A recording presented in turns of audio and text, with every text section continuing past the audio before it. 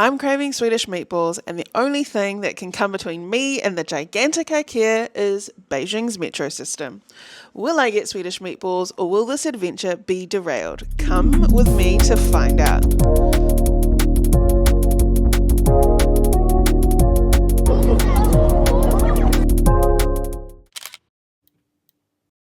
IKEA to a Kiwi is like, well, it's pretty hard to say because we don't currently even have IKEA in New Zealand, at least not yet. So we moved to China a few weeks ago and have gone from 2 cars to none. That means whenever we need to get around, we either have to walk and bike, DD, or catch public transport. I do miss the freedom of having my own car, but I don't think I am in any way cut out to drive these Beijing roads. They are wild. Just riding a bicycle will tell you that. Until we buy an electric scooter, those are the options we have today. So in China, most apartments you rent come with the big furniture already, like beds, couches, fridge and freezer. You get the picture. They generally don't come with the finer touches though that take a house and make it a home. That's where IKEA comes in. In China, a lot of things can be brought on Taobao, but if you're coming from overseas, bedding is one of those things that can be a little bit confusing. So until you have it down packed, IKEA is the perfect place to go. Getting to IKEA requires a little bit of planning for me because we don't live super close to one. But that's okay because all we need to do is ride a bike to our local metro station, jump on the metro and ride it for what feels like forever when you're sniffing someone's armpit, get off and find another blue bike, do a little bit of map reading. Alright, we are just riding to the Kiwi Cafe. A fuel stop at Cafe Flat White.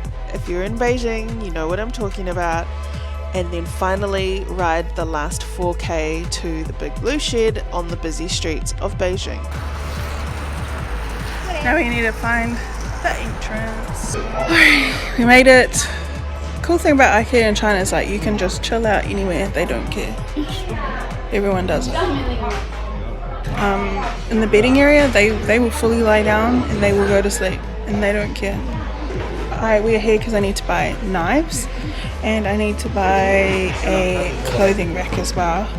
Interesting thing about knives, we have not been able to find cutting knives, sharp knives, anywhere, and that's because in China to buy knives you need to hand over all of your passport details and they register that knife to you and your passport.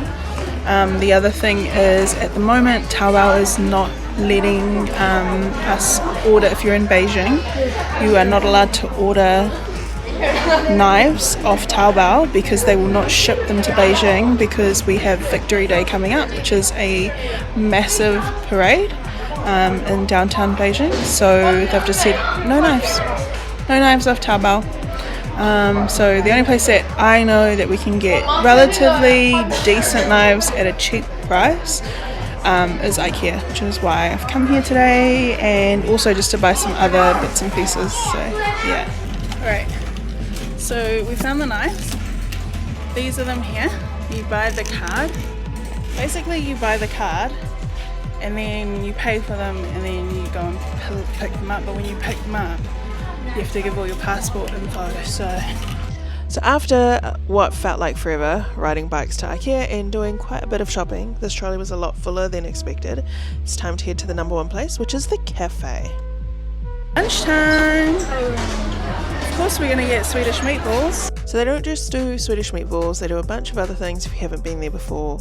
They have a selection of desserts, salads if that's your thing, some other hot meals like fish fingers and chips, sausages and chips. They sell these Chinese flavoured chicken wings, which are delicious. And of course, grab yourself a clear cup so that you can fill up on the refill soda. Soda isn't your usual Coke and Sprite. They have their own flavours. It's a bit weird, but it's yum. So after scoffing back lunch, we headed downstairs to grab the flat packs and the clothesline. 29.20. Alright. We were in aisle 20, so 29.20.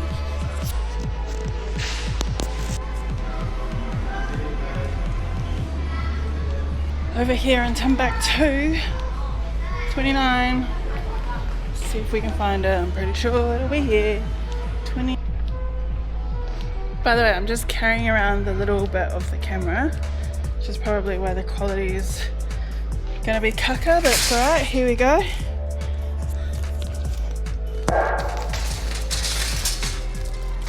Got it! Yay. We need another one. We've already got one, but we need another one because it doesn't fit enough clothes. So, alright, once paying for all the goodies, I packed them back in the trolley, and then I took my receipt and walked down to customer service to collect the knives. So I've still got the cards for the knives at this point because you actually have to go to a whole other part of the store to collect them. I was freaking out a little bit because I actually didn't have my passport on me.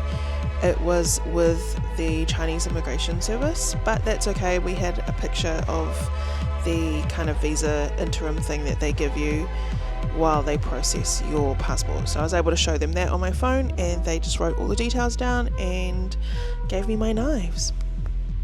One cool thing about China is that I just left my trolley at the trolley stand, walked down the big items to the car, and then went back and got the other ones. And it was perfectly safe. Didn't have to worry. We ordered an XL because of all the crap that we had to take home. And then we enjoyed the massage chairs. If you ever come to China and you order a Premier XL, most of them will have the chairs in the back seat have massage functions. So if you jump in, play around with the little dial on the armrest, because it is worth paying double the taxi fare to have that all the way back home. As always, if you're not subscribed, click subscribe and keep up with our adventures.